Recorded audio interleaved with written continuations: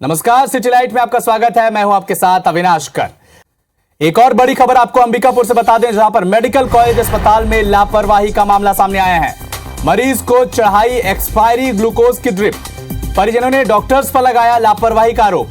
सड़क हादसे में घायल मरीज अस्पताल में भर्ती था और परिजनों ने डॉक्टर्स पर गंभीर आरोप लगाए हैं। तो इस वक्त अंबिकापुर मेडिकल कॉलेज में अस्पताल से लापरवाही की खबर सामने आ रही है और मरीज को एक्सपायरी ग्लूकोज की ड्रिप चलाई गई है।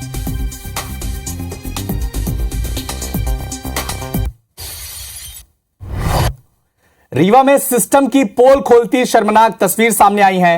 दरअसल नई गढ़ी के देवरी सेगरान गांव में सड़क न होने के चलते बीमार बुजुर्ग महिला को 2 किलोमीटर तक खाट पर ले जाया गया।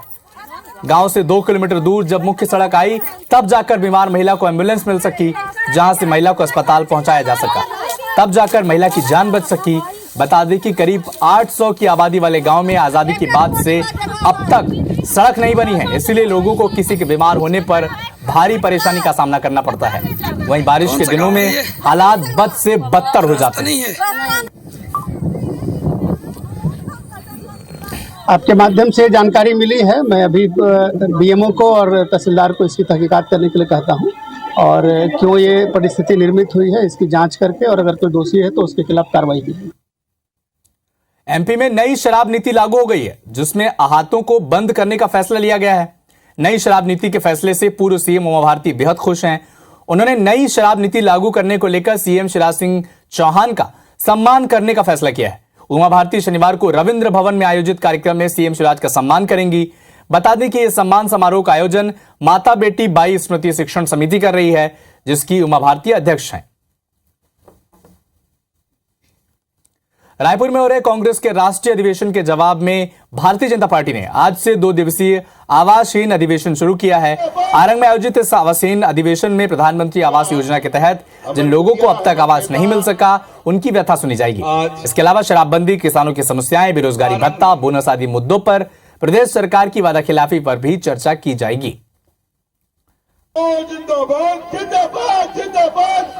कांग्रेस के पूरा राष्ट्रीय नेतृत्व रायपुर आया हुआ है, छत्तीसगढ़ आया हुआ है। ये 16 लाख गरीब परिवार जिनको प्रधानमंत्री आवास से वंचित होना पड़ा है, वो जानना चाहते हैं कि उनकी सरकार ने उन्हें प्रधानमंत्री आवास से क्यों वंचित किया।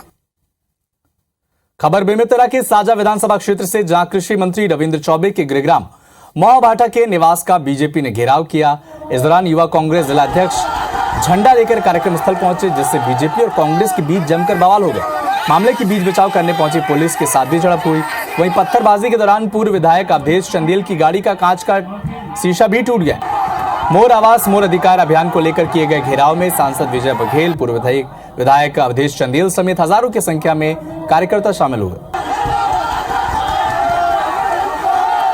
अपने तरफ से सांकेतिक प्रदर्शन करके इस सरकार को चेताने का प्रयास किया है कि प्रधानमंत्री आवास 2022 तक पूरे हिंदुस्तान में बन चुका है। छत्तीसगढ़ की सरकार से मांग करते हैं कि कम से कम 10 लाख प्रधानमंत्री आवास अभी तत्काल स्वीकृत। बेमेतरा की साजा विधानसभा के कृषि मंत्री के गृहग्राम का, जहां भारतीय जनता पार्टी द्वारा आज मोर आवास मोर अधिकार अभियान को लेकर साजा विधानसभा के ग्राम मोहभाटा में कांग्रेस विधायक निवास का घेराव किया गया।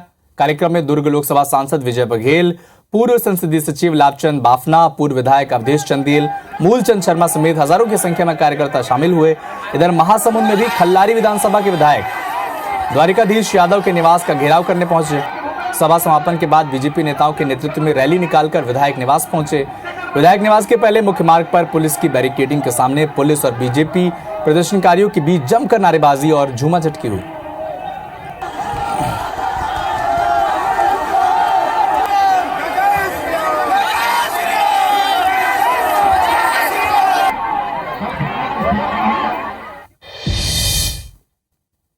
आरक्षण विधेयक पर बिलासपुर हाईकोर्ट में सुनवाई हुई। सभी पक्षों को सुनने के बाद हाईकोर्ट ने अपना फैसला सुरक्षित रख लिया। शासन की ओर से सुप्रीम कोर्ट के वरिष्ठ अधिवक्ता कपिल सिब्बल ने पक्ष रखा। सिब्बल ने कहा कि आरक्षण विधेयक के संबंध में राज्यपाल अपनी स्थिति स्पष्ट करे। विधेयक पर हस्ताक्षर नहीं होने से सरकारी काम में रुकावट आ रही है और जनता परेशान है।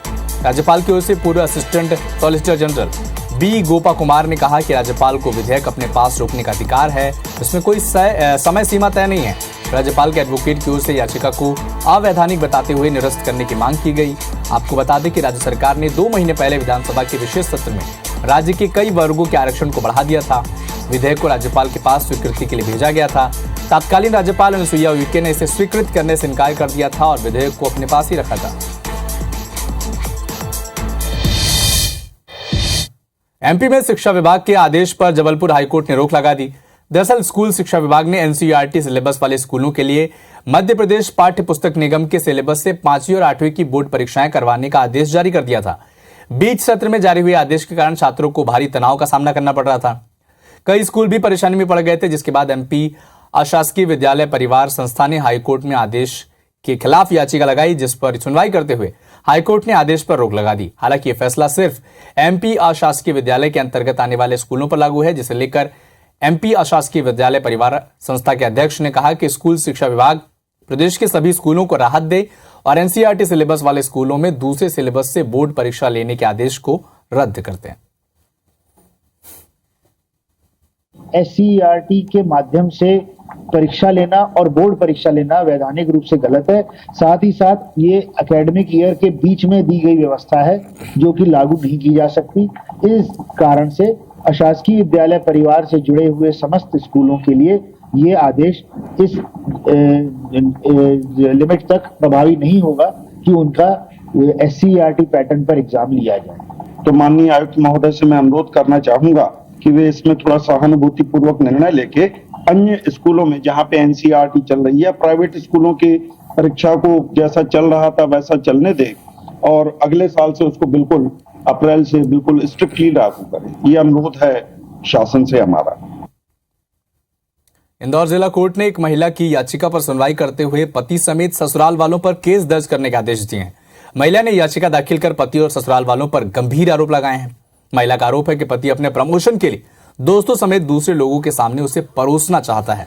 वहीं पति और सास की शह पर देवर भी बलपूर्वक शारीरिक संबंध बनाता था। यह सब होता था पीड़िता की 12 साल की बेटी के सामने, जिसके चलते बेटी की पढ़ाई और उसकी मनोदशा पर बुरा असर पड़ता था। 12 अगस्त 2022 को प्रताड़ना से तंग आकर पीड़िता मायके आ गई। यहां भी पति ने उसकी पिटाई की। इसके बाद उसने पति और ससुराल वालों के खिलाफ पुलिस में केस दर्ज कराया। पुलिस के बुलाने पर पति ने अपनी लिखित में अपनी करतूतों को नहीं दोहराने का भरोसा दिया, लेकिन इसके बाद भी कोई सुधार नहीं आया। 1-2 साल से इसके अंदर जो पति ये बोलता था कि तुमको मुझे चूंकि सेल्स मैनेजर के पद से प्रमोट करने को लेकर तुमको मेरे अपने मालिक के साथ में, जहां मैं कपड़े की दुकान में काम करता हूं, उनके साथ में शेयर होना पड़ेगा, कॉम्प्रोमाइज करना पड़ेगा। कोर्ट ने उसके बाद में इसके अंदर सास, देवर, पति सहित तीनों के खिलाफ घरेलू हिंसा से महिला को संरक्षण अधिनियम की धारा के अंतर्गत अपराध मामला दर्ज करने के पर्याप्त आधारिक कमेंट के साथ में इन तीनों के खिलाफ मुकदमा दर्ज करा है। कांग्रेस नेता राहुल गांधी ने नवा रायपुर में चल रहे पार्टी के राष्ट्रीय अधिवेशन को लेकर सोशल मीडिया पर पोस्ट किया। उन्होंने लिखा कि कांग्रेस पार्टी का 85वां अधिवेशन हमारी साझी विरासत की एक झलक है। हमारे मूल्य और सबको सम्मान देने की हमारी संस्कृति ही हमारी असली शक्ति है। दलित, आदिवासी, ओबीसी, अल्पसंख्यक समुदाय, महिला और युवाओं को प्रतिनिधित्व देना हमारा लक्ष्य है। राहुल गांधी ने लिखा कि देश में बने नफरत और कट्टरता के माहौल के खिलाफ हम लड़ते रहेंगे। गरीबों, किसानों, मजदूरों और वंचितों की आवाज हम उठाते रहेंगे। जन जन तक हम कांग्रेस का ये संदेश पहुंचाएंगे। जबलपुर में मध्य भारत मोर्चा यानी एमबीएम कार्यकर्ताओं ने बीजेपी सांसद राकेश सिंह के खिलाफ मोर्चा खोल दिया। दरअसल रोजगार और औद्योगिक विकास की मांग को लेकर एमबीएम कार्यकर्ता बीजेपी सांसद राकेश सिंह के दफ्तर का घेराव करने निकले, लेकिन दफ्तर पहुंचने से पहले ही पुलिस ने प्रदर्शनकारियों को रोक दिया। इस दौरान पुलिस और एमबीएम कार्यकर्ताओं के बीच तीखी बहसबाजी हुई। प्रदर्शनकारियों ने पुलिस के साथ जुमाझटकी भी की। इसके बाद पुलिस ने एमबीएम के कार्यकर्ताओं को गिरफ्तार कर लिया।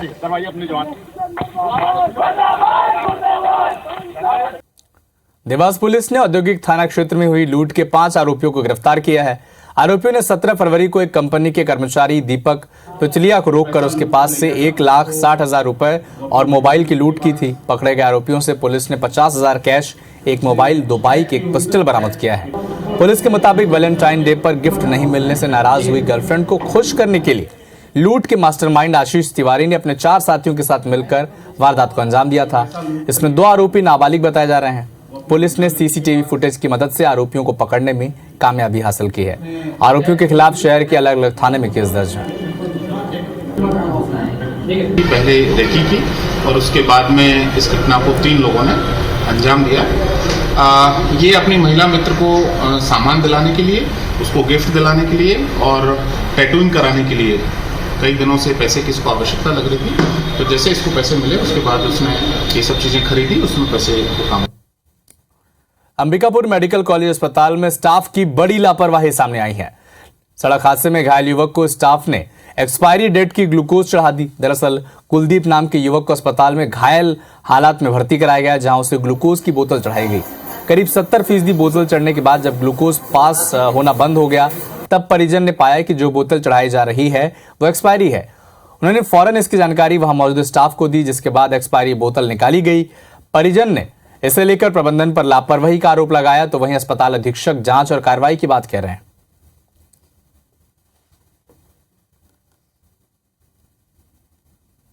मेरे पति को इलाज के दौरान एक्सपायरी डेट वाला बॉटल चढ़ाया गया था 2022। फिर देख के क्या किया आप लोगों ने? इसके बाद सिस्टर को बताए, तो सिस्टर क्या बोलते की? वो आके फिर बॉटल को देखी, इसके बाद बॉटल को उतार के ले गई। जब आए तो यहाँ बोतल तो रुक जा रहा था बीच बीच में, तो क्यों रुक रहा था हम ऐसे देखे, तो बाद में पता चला यहाँ देखे तो पूरा एक्सपायरी था, 12/22 का एक्सपायरी था। पास नहीं हो रहा था बोतल का। उसके बाद जो स्टाफ नर्स थी ना, फर्स्ट में एक बार आई, वो भी नहीं देखी थी, बार बार रुक रहा था। उसके बाद फिर बाबू लोग देखे कि एक्सपायरी है करके। इधर रायगढ़ जिले में कॉलोनियों के नाम पर ली जा रही अवैध प्लॉटिंग के खिलाफ जिला प्रशासन सख्ती पर उतर आया है। कलेक्टर के निर्देश पर जिले में नगर निगम और राजस्व विभाग की ज्वाइंट टीम गठित की गई है कि शहर में सभी कॉलोनियों की रैंडमली जांच की जाएगी। इतना ही नहीं, बेजा कब्जा पाए जाने पर तत्काल अतिक्रमण हटाने के निर्देश भी दिए गए हैं। दरअसल रायगढ़ शहर में पिछले कुछ महीनों से अवैध प्लॉटिंग का सिलसिला धड़ल्ले से जारी है। भूमाफिया शहर की सीमा से लगे प्राइम लोकेशन में न सिर्फ सरकारी जमीनों पर कब्जा कर रहे हैं, बल्कि नियम के खिलाफ प्लॉटिंग भी कर रहे हैं। सिर्फ जनवरी महीने में ही अवैध प्लॉटिंग की 6 शिकायतें जिला प्रशासन को मिल चुकी हैं, जिसमें लगभग 20 एकड़ की सरकारी जमीन पर कब्जा किया गया था। अक्टूबर से फरवरी तक अवैध प्लॉटिंग और बेजा कब्जे की 45 शिकायतें नजूल विभाग को मिली हैं। लगातार मिल रही शिकायतों के बाद जिला प्रशासन हरकत में आ गया है।